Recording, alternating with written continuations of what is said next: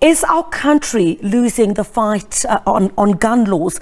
Let's chat a bit about that. Adèle Kirsten is the director at Gun Free South Africa, and she joins us now live via Zoom. Adèle, thanks indeed for your time. Absolutely shocking.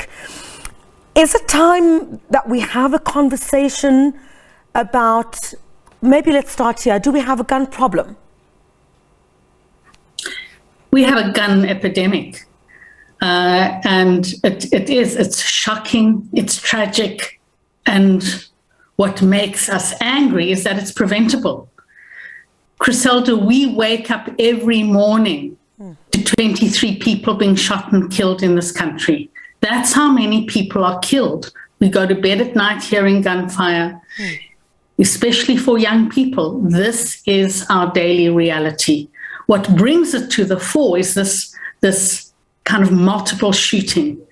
And that can only happen when guns are in the mix. And so the key issue, what we're not doing is we're not reducing the pool of guns that are available. That has to be our absolute priority. We've seen in the last 10, 15 years that as guns have become more available, we've seen the steady year-on-year increase in gun deaths and in overall homicide.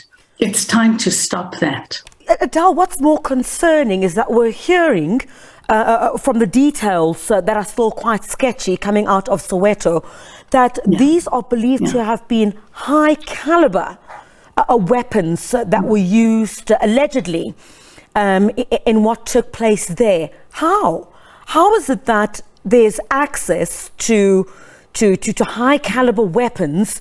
Where are they coming from? What's going on? A really important point to be making, Griselda, is exactly the question, where do these guns come from? They were all once legal. They come from the legal pool. And our biggest source of loss and theft of guns is from civilian hands. That includes primarily 9mm pistols, which were apparently used in the attack.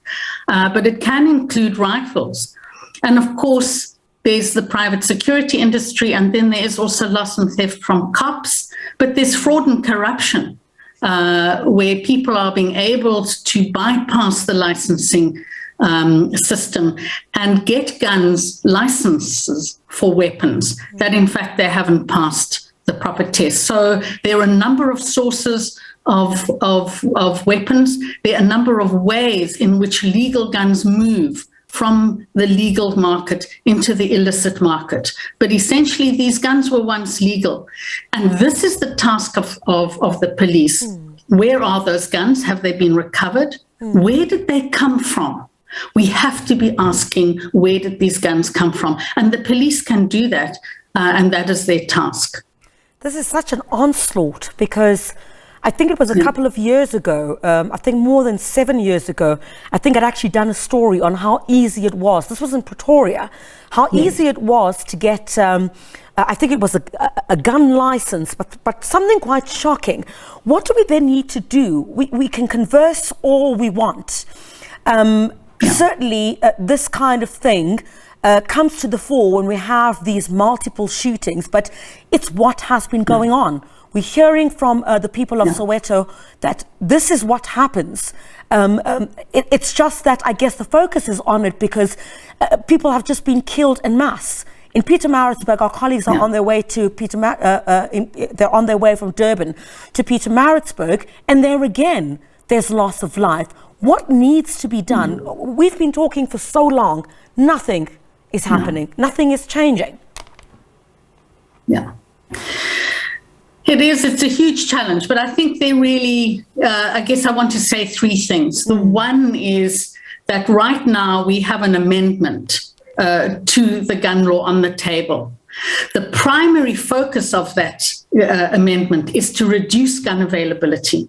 That is the quickest and the most effective way to reduce gun violence and gun deaths. So our law has to reduce, because right now our law is failing in that it's made it too easy for people to get guns. People have used the loopholes in the Act. So the Act needs to be strengthened.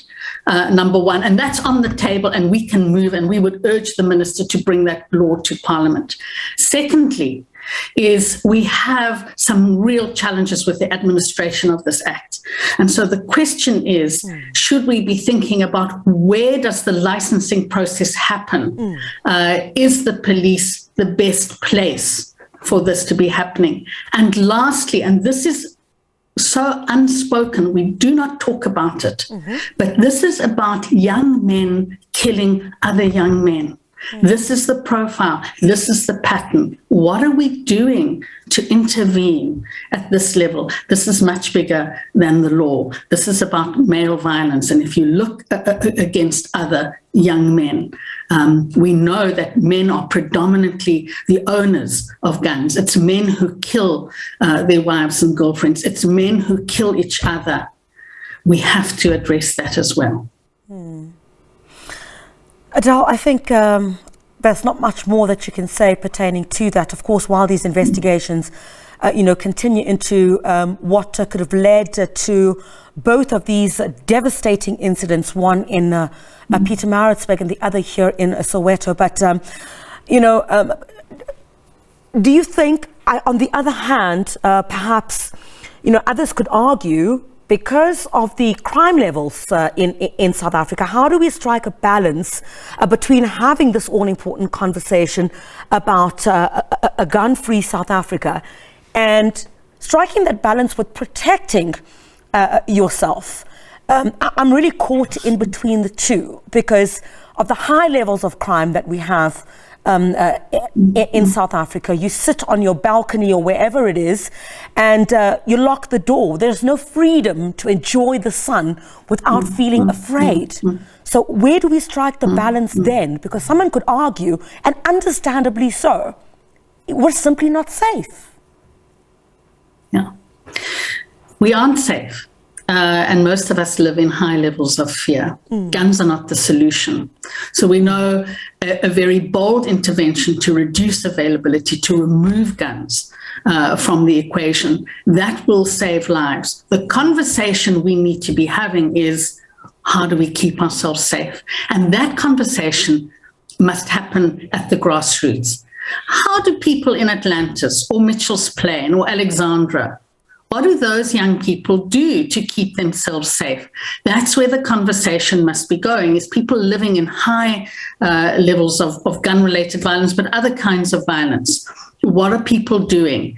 We work with in some of those communities, and we know things like becoming involved in community safety initiatives, doing community patrolling, etc.